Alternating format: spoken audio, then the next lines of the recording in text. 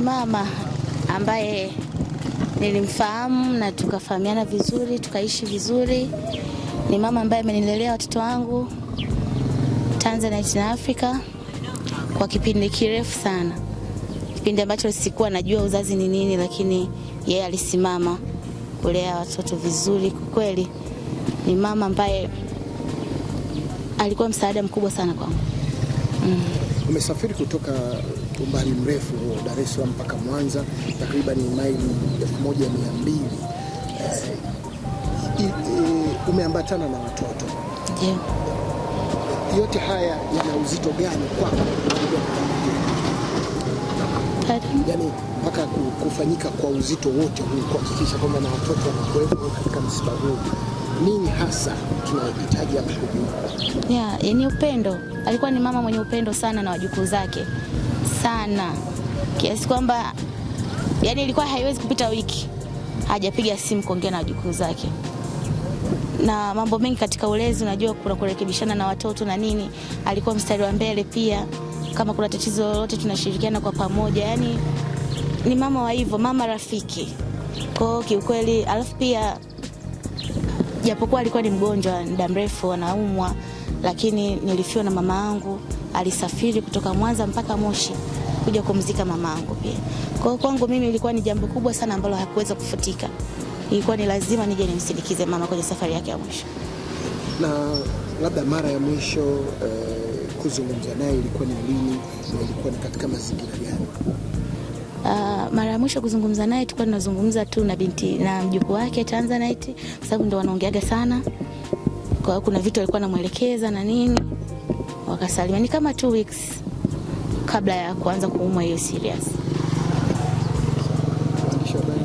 Mimi nilitamani kuonyesha namna ambavyo ulikuwa mheshimu, namna ambavyo hata licha ya kutengana na mzazi mwenzio aliendelea kuwa rafiki yako mpaka anasafiri kwenda kumzika mama yako, maana kwa bado kuna bondi. Yes.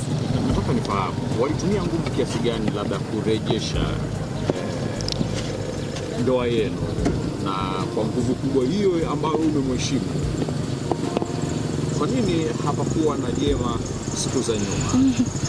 Sasa haya mambo ni kati yangu mimi na mzazi mwenzangu ambaye tulishindwa kufika mwafaka. Sidhani kama mama angeweza kufanya chochote, kwa sababu unajua tulikutana sisi na tukashindana sisi. Kwa mama asingeweza kufanya chochote, lakini ni mama ambaye alikuwa na upendo kwa, mimi alimchukulia kama mtoto wake kabisa. Saa nyingine nilikuwa nahisi labda ananipenda mimi zaidi kuliko hata anavyompenda Hamisi. Kwa sababu mara nyingi tulikuwa tukiongea zaidi mimi na yeye vitu vingi sana ambavyo hata mimi na mamangu tulikuwa tuzungumzi. Yes. Yeah.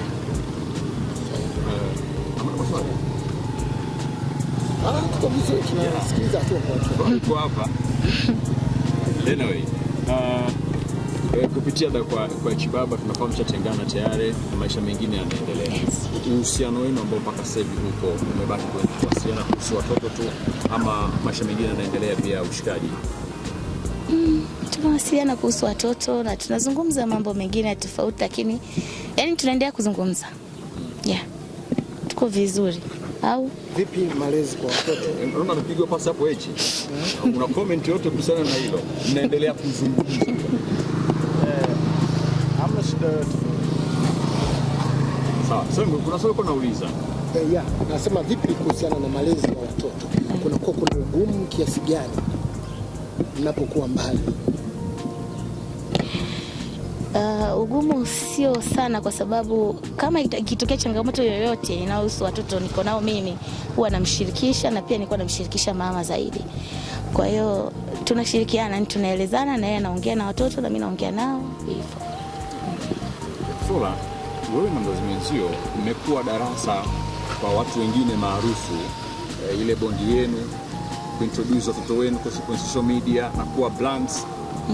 Unafikiri makosa ambayo nyinyi ndani mliyakosea, kuna vijana ambao sasa hivi tunaona wanachipukia kwenye umaarufu wakiwa na hizo kapo ambazo wanaziweka mitandaoni, kama ni darasa ungetamani kuwapa darasa gani sisi wanakusikiliza?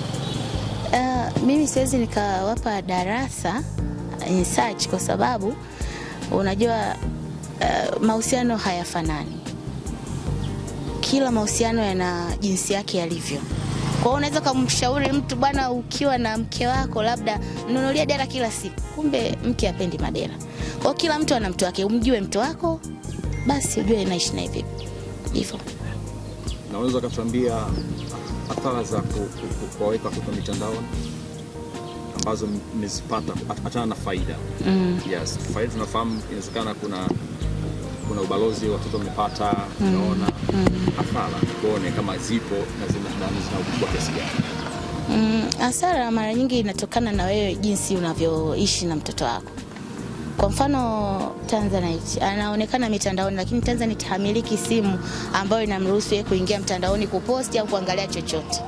Kwa hiyo ukiona kwenye page yake kuna kitu kimepostiwa, nimeposti mimi au ameposti babake. Kwa hiyo ni jinsi ya kucontrol tu huo uhuru wa mtandao unakuwaje kwa mtoto wako. Basi so far sijaona hasara. Okay. Yeah. Sawa, ni swali la mwisho hapo. Kwamba pengine watu wakishatengana wakabaki mtu na mzazi mwenzie, wengi huwa wanaamini kwamba watu wameshakomana.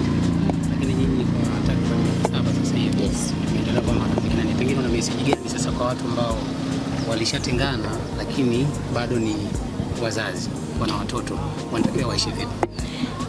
Kwanza kuachana sio vita. Sio vita, na hiyo haikupi nafasi ya wewe kuwa na chuki na mwenzio, kwa sababu hapo mwanzo mlipendana. Basi yani mtumie tu upendo ambao mlikuwa nao mwanzo kuendeleza mahusiano mazuri kwa ajili ya watoto. Na hasa ukishakuwa na mtoto na mtu, wewe umeshakuwa ndugu na hiyo familia. Kwa hiyo lolote linalotokea linamgusa mwanao, linakugusa na wewe kwa moja kwa moja. Kwa hiyo ukitambua hilo, kunakuwa hakuna chuki. La mwisho kwako, kama kuna kitu ambacho always unaona kimisi kutoka kwa mwenza wako? Nilichokuwa na kimisi? Yes. Ucheshi, kuwepo mezani, chochote tu. Na unafahamu mwenza wako ni mkali wa boringo.